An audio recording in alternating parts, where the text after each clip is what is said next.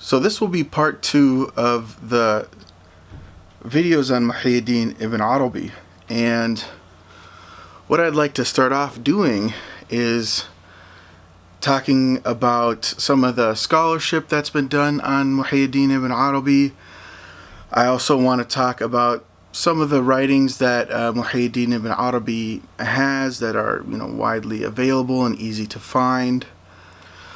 Also, I would like to talk about why I think Muhyiddin Ibn Arabi is a Ẓāhirī in fiqh, or why he is aligned with the Ẓāhirī madhab, that school of Islamic legal thought that's, you might say, very literalistic, or that uses a very different type of reasoning than the traditional 4 schools of Islamic thought, al-madhāhib al-arba'ah. And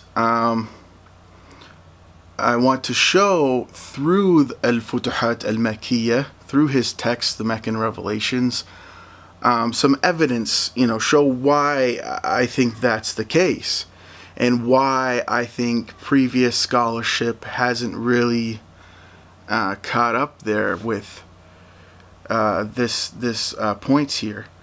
And so, start off, one of my favorite things to read from Ibn Arabi that I think is a bit more accessible and that I read it quite often is Durul A'la. Okay, it's also known as Hizbul Waqaya. And so I'm looking down here at it. This here is the word of Ibn Arabi. It's you might say a daily prayer, a daily dhikr, a daily recitation that is going to improve your condition, improve your spirituality, improve you in all aspects of life. And this one that I'm showing you here, it's just printed on kind of what looks like regular paper, is what's been orally passed down from Sheikh Samr al-Nas al-Damashqi in Damascus, Syria, the Sheikh that I mentioned in the previous video, who is the modern day inheritor of the Akbarian tradition of Ibn Arabi there. So Ibn Arabi's spiritual tradition. There's also been this book here published by Suha Taji Furuqi, and she actually went to Sheikh Samr al-Nas to his office and interviewed him in order to prepare this text here. But it is different than the orally passed down one that I have from Sheikh Samr al-Nas. But this one, what it has with it is a translation along with the Durul A'la. So I'm just trying to find the actual text here. So here's an example. It's a bilingual edition here. So for me, it's something I treasure deeply. And I can't talk about Muhyiddin Ibn Arabi without a mention of William Chittick. And this book here, The Sufi Path of Knowledge, is probably one of the biggest, baddest, raddest, book out there in English on the thought of Muhyiddin Ibn Arabi. That's William Chittick's specialty. This book focuses on metaphysics, on philosophy, theology, those types of things, theosophy. Whereas me personally, I'm interested in all aspects of Ibn Arabi, but I'm particularly fascinated by the question of his legal positions and why he chooses the legal positions that he chooses. And so these books have all informed, the videos that I've been making. This one here is Ibn Arabi and the Sufis from Binyamin Abrahamov. So both this one and the Dur al-A'la, they're both from Anqa Publishing, which from what I understand is from the same people who run the Journal of the Muhyiddin Ibn Arabi Society, the Muhyiddin Ibn Arabi Society. That's another one that you should know of, pay attention to.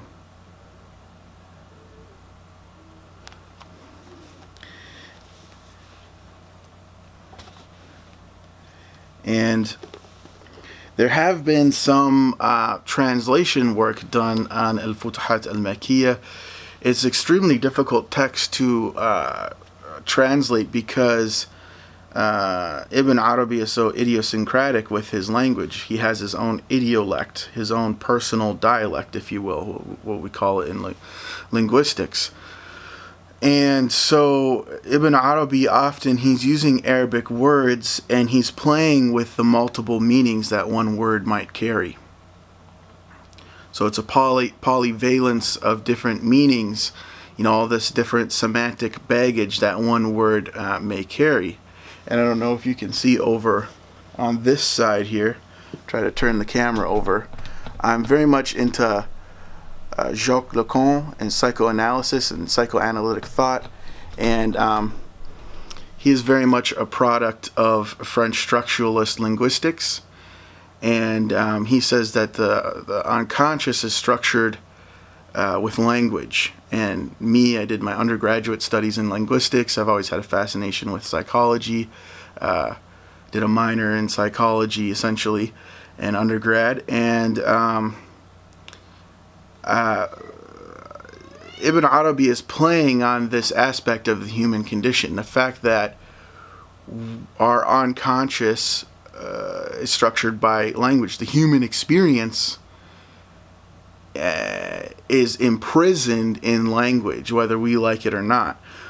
And Ibn Arabi is one who would know much better than any of us what Jacques Lacan calls the real, this kind of traumatic, ineffable experience that you cannot symbolize, you cannot put it into language, yet nonetheless you attempt to try to express yourself with language, even though it's woefully inadequate. And so for Ibn Arabi, he is always playing on language and human psychology, and he's trying to use words that are connected in very obscure ways, and he is using them more in a linguistic sense often than how they are commonly used. And so you really have to just spend time with Ibn Arabi, reading him, to kind of understand what he means with certain things, because the way he writes is so different than others. And then you have this tradition in Islamic Spain, the Mu'tabirun movement, the Mu'tabirun tradition of writing that is just simply very different than what was going on in the Mashriq, in the Middle East. Okay, you're talking about Iberia and the Middle East. They're very different contexts, very different histories, and different literature going on, different things that they're reading and interacting with. Although there is some cross-fertilization, you had the Fatimids in the middle that kind of blocked a lot of travel and cross-fertilization. Once the Fatimid dynasty collapsed because of the Ayyubids, that's when finally this Mu'tabiri thought was able to transfer, over into the Middle East with Muhyiddin ibn Arabi himself, frankly. And so there are some attempts at some translations here. We have this Meccan Revelations here. You see right there. And so this is Michel Shodkiewicz, I think I'm pronouncing that right, and Dennis Grill, who both of them are French academicians there, and they're scholars who specialize in Ibn Arabi. And so there's a couple volumes there. I showed you volume 2. There's also a volume 1 here. And so those are something to be aware of. I've also found this one here, self-published on Amazon. It's not bad translation, See who it's from. There's no name here on the cover, I forget. Been a little while.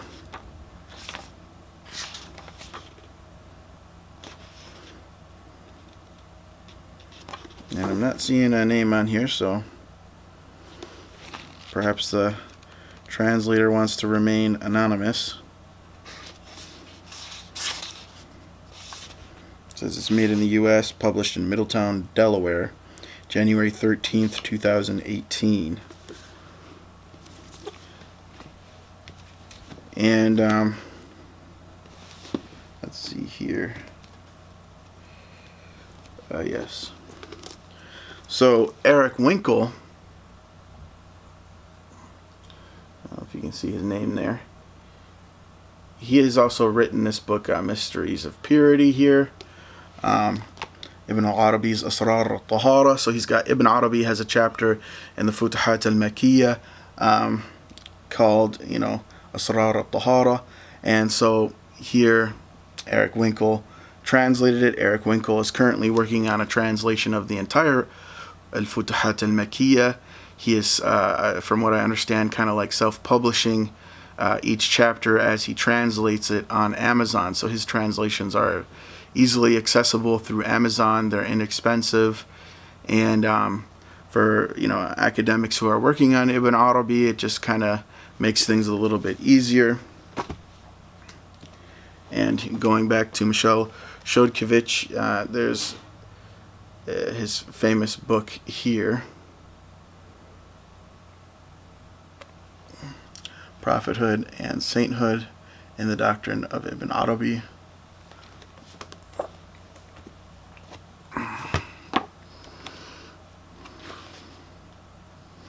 And Michel Chodkiewicz, he recently passed away, al-marhum.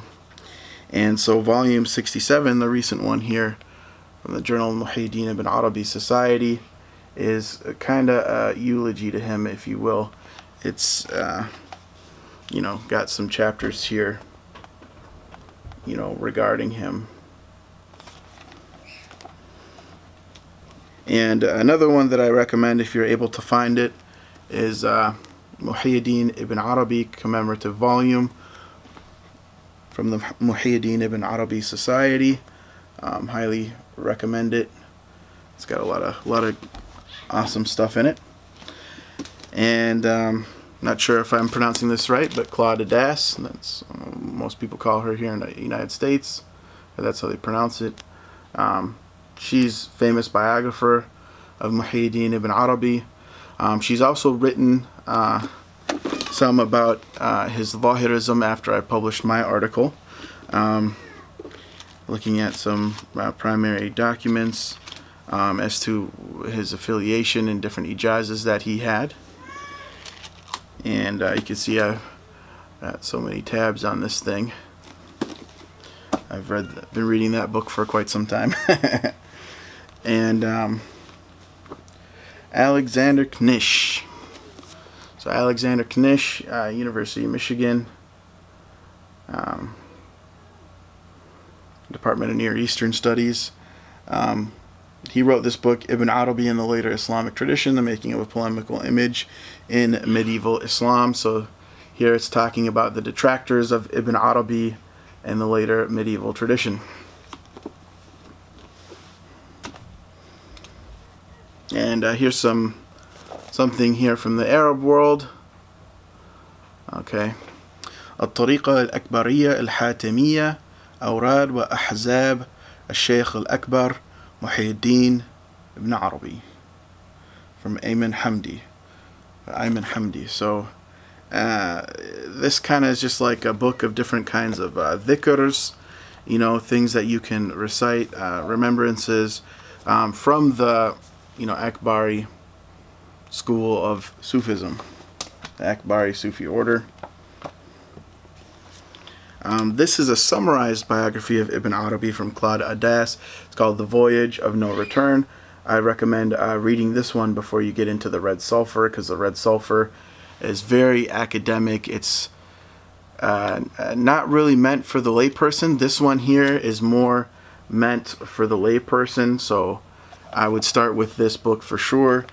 because the red sulfur, it's so detailed, and it's meant, for a historian, that it may, for some people just be too dense and too boring.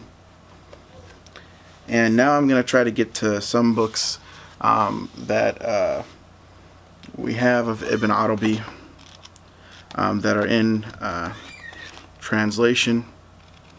And so Ibn Arabi has a collection of poetry called al-Tarjuman al-Ashwaq. So here is a modern version of that.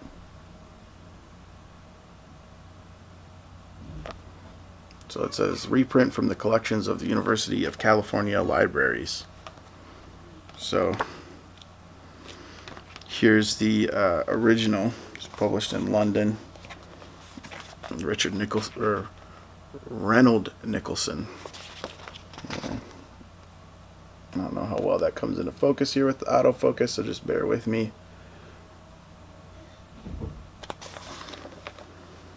So that's quite an old publication there, and that's just a reprint of it. And here is a translation of Ruh al-Quds, which is a book that Ibn Arabi wrote, biographying his teachers, giving a history of his teachers, and the spiritual experiences that he had with his Sufi teachers on traversing the path, if you will. And so I highly recommend this book. Anybody who wants to get an introduction to Ibn Arabi or the Mu'tabirun movement, I would highly recommend this book to just all general readers, no matter what your background is. This one is probably one of my favorite books for just personal self-edification, and that is The Four Pillars of Spiritual Transformation. I'm not sure, entirely why they decided to call it that. Arabic is called Hilyat al-Abdal. So this is a bilingual edition. It's got the Arabic in the back, English in the front. And this one's translated by our awesome Stephen Hirtenstein there, who is basically more or less the head honcho for Muhyiddin Ibn Arabi Society. And very nice person to correspond with. Very nice guy. And so, like I had mentioned in the previous video, one of Ibn Arabi's more famous writings is Fusus al-Hikam, which you might call the gems of wisdom, or here it says the ringstones of wisdom.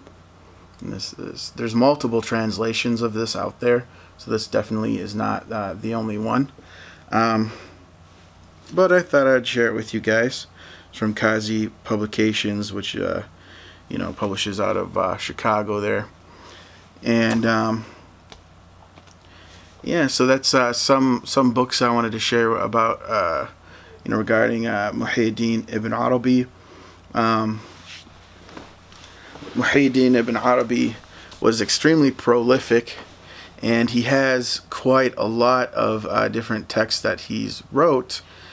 And many of the manuscripts or digitized books, digitized manuscripts you can find through the Muhyiddin Ibn Arabi's website. They've made things widely available for academics and scholars, which has been an extreme benefit to all kinds of researchers.